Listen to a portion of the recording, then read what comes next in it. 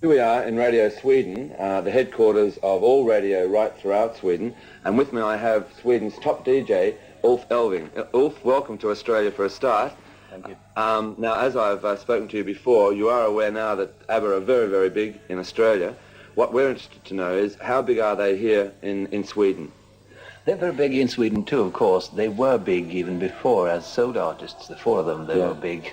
But just for the moment, they have just got a new record, Dancing Queen. But before that, it was rather quiet for half a year or a year. Yes. They didn't have any new records.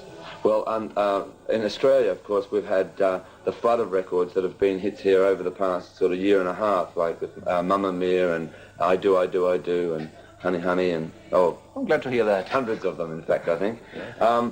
You were telling me last night that they have been very, very popular for a long, long time in their own right, as far as individual artists, solo artists were concerned. Could you just tell us a little about?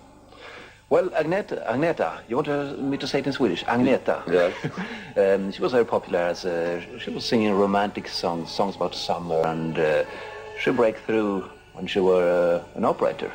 She worked as an operator and broke through suddenly via a TV program, and she was popular for 5 or 6 years. And Frida? Frida came from a small town in Sweden. She came originally from Norway, then to Sweden, a small town, started singing there, was popular with a few songs, not as popular as Agneta in the beginning, I think. Björn was a member of a group. What was the name of the group? It was Hootenanny Singers. I think they still exist only as a group on records. What sort of music did they play? It was folk music, Swedish folk music. And Benny was a member of a pop group called the Hepstars. They were very, very big. In Sweden, they were bigger than the Beatles. Bigger than the Beatles? Was that around about the 60s, was it? Yes, the early 60s. Frida, when did you first meet up with the two boys?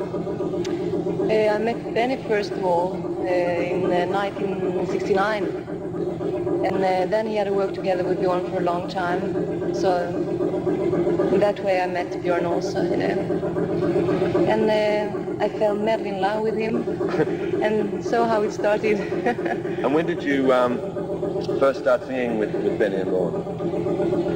It was 71, wasn't it? 71. Yes, 1971. And what about you, Anna? Yes, it was at the same time, but Frida and I was solo singers, you know, And very successful, I believe. Yes. More successful than we were. Yeah.